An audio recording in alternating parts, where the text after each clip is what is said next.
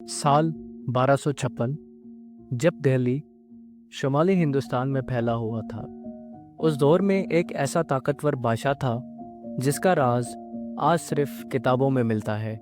इसके मरकज़ में दिल्ली था, एक ऐसा शहर जो खुशियों से धड़कता था लेकिन आज पोशीदा राजों में घिरा हुआ है। ये कहानी है सुल्तान नसीरुद्दीन महमूद की, जो उस दौर के राजा थे। वो जवान था लेकिन वो कमज़ोर समझा जाता था। उसके पास ताकत बहुत थी। उसके सालार उसको हर जंग के दौरान बहुत प्रोटेक्ट करते थे। ये सल्तनत के अशराफिया थे जिन्हें हम हाफिज या सालार भी कहते हैं। इन हजूमों और शहर के पेचीदा गलियों में एक शख्स था जो सबसे छुप छुपा कर रहता था। उसका नाम था ज़ाहिरुद्दीन। वो सुल्तान का एजेंट था और सुल्तान का वफादार भी। ज़ाहिर सुल्तान की आंखें और कान था। जो सुल्तान देख या सुन नहीं पाता वो ज़ाहिर उसे बताता, और इसका राज सिर्फ थोड़े लोगों को ही मालूम था। वो बहुत चालाक था और भेस बदलने और घुल मिल जाने में माहिर था। उसकी ऑब्जर्वेशन टेक्निक बहुत तेज थी। वो सबको ऑब्जर्व करता और वो लड़ने में भी बहुत माहिर था। उसके सर पर सुल्तान की वफादारी का ताज भी रखा गया। उसका काम था लोगों को ऑब्जर्व करना और सुल्तान को आकर कानो कान खबर करना। सुल्तान जो यंग था और समझने में माहिर था, वो ज़ाहिर पर बहुत ट्रस्ट करता था और ज़ाहिर के मशवरे पर अमल भी करता था। लेकिन जैसे जैसे साल गुजरते गए, सल्तनत के अंदर एक अंधेरा सा छा गया। अशराफी और मुहाफिजों के सफ़ों में बदगुमानी सी फैल गई। उनकी वफादारी जो बहुत काबिले एतमाद थी, वो लालच के सामने कमज़ोर पड़ गई। जब ज़ाहिर ने देखा तो ज़ाहिर सबको ऑब्जर्व करने लगा। उसने सल्तनत के हुक्म और कमज़ोर करने वाले पोशीदा गद्दारों को देखा। वो वही लोग थे जिन्होंने सुल्तान की हिफाजत का हल्फ उठाया था, लेकिन अब सुल्तान के खिलाफ साजिशें कर रहे थे। उनकी निगाह तख्त पर थी जो उस दौर में बहुत पावरफुल था। ज़ाहिर सुल्तान के लिए बहुत लॉयल था, लेकिन इस सिचुएशन में ज़ाहिर ने किसी पर भरोसा कर सकता था? काफी सदियां गुजर गई, दिल्ली सल्तनत टूट गई और इस बीच हुक्मरानी नई सल्तनतों ने ले ली। सुल्तान नासिरुद्दीन का और उसके लॉयल एजेंट ज़ाहिर का नाम वक्त के साथ अंधेरों में दफन हो गया।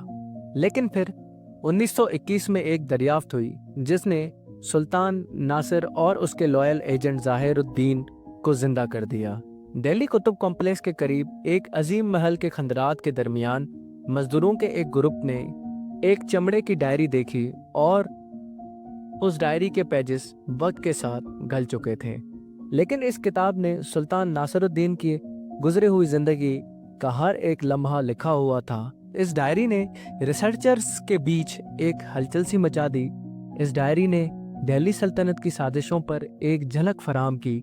इस डायरी ने सुल्तान और उसकी सल्तनत के खिलाफ होने वाली सियासी साजिशों पर रोशनी डाली। रिसर्चर्स ने ज़ाहिर की कि इस डायरी को पढ़कर ये लगता है कि एजेंट ज़ाहिर सुल्तान नासिरुद्दीन के लिए बहुत लॉयल था, और उस दौर में जो लोग सुल्तान के खिलाफ थे उनका भी इस डायरी में ज़ाहिर ने जिक्र किया है। इस दौर में होने वाली साजिशों को ज़ाहिर ने लाइन टू लाइन लिखा था। फिर कुछ सालों के बाद रिसर्चर्स ने को एक पत्थर मिला जिसका जिक्र ज़ाहिरुद्दीन के डायरी में भी था। इस पत्थर ने रिसर्चर्स को और ज़्यादा इंटरेस्टेड कर दिया।